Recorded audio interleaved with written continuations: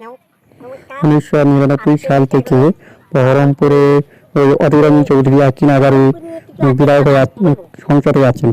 তখন 99 সাল থেকে 2007 সালে যখন কংগ্রেসের কর্মীরা তৃণমূল সিপিএমের হাতে মার খাচ্ছিল, তখন আপনি একবারও বলেছিলেন রাষ্ট্রপতি শাসন জারি করো। এখন আপনি কথায় কথায় বলেন রাষ্ট্রপতি শাসন জারি করো, তখন আপনি কিছু বলেননি। আপনি যে 2004 সালে 5 সালে যে কংগ্রেসের কর্মীরা সিপিএমের হাতে মার খেয়েছে, আপনি তাদের সঙ্গে জোট করে এই সিপিএমের সঙ্গে জোট করে আপনি সরকার গঠন করছেন এবং আপনি তাদের পাশে থাকছেন এবং সেই সিপিএমের সঙ্গে জোট করে দিলেন। তখন আপনি কতবার এই কেন্দ্রীয় নেতৃত্বের কাছে যোগাযোগ করেছিলেন? আমি বহরমপুরের বাসীকে একটা কথা বলতে চাই যে আপনারা এই অধীর রঞ্জন চৌধুরীকে একটাও নয়, ভোট নয়। অধীর রঞ্জন চৌধুরী হচ্ছে যিনি দেশের, তিনি হচ্ছে যিনি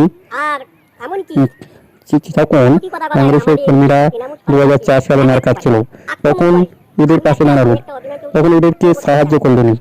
এখন কথায় কথায় বলেন রাষ্ট্রপতি শাসন জারি করেন। আমি আপনার কাছে একটা প্রশ্ন রাখতে চাই স্যার, আপনার কাছে একটা প্রশ্ন আছে যে আপনি এই প্রশ্নের উত্তরটা দিন। যখন 2004 সালে কংগ্রেসের কর্মীরা সিপিএম হাতে মার খাচ্ছিল, তখন আপনি যদি রাষ্ট্রপতি শাসন জারি করা বলতে তবু মানা যেত, কিন্তু এখন মানে এখন আপনি কথায় কথায় রাষ্ট্রপতি শাসন করা বলেন চলেন। একটা হলো যে বাংলার বড় কর্তা। কেন মনে হচ্ছে বাংলার বড় কর্তার? এই কারণে যে মানুষদের ভোটে 5 বারের সংসদ হয়েছিলেন, কিন্তু সেই মানুষকে ধোঁকা দিয়ে যেই কর্মীরা যেই সিপিএমে মার খেয়েছিল, সেই কর্মীদের কথা ভুলে গিয়ে তিনি আজকে সেই সিপিএমের সঙ্গে জোট করেছিলেন এবং সিপিএমের সঙ্গে জোট করে লড়ছেন।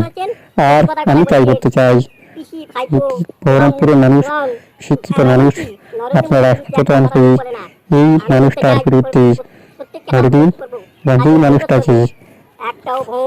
মানুষটাকে বিতাড়িত করে দেওয়ার চেষ্টা করুন। আপনারা পারবেন, এটা আপনাদের অনেক প্রার্থনা হইল। তাই এটুকু বলে আমার বক্তব্য শেষ করছি।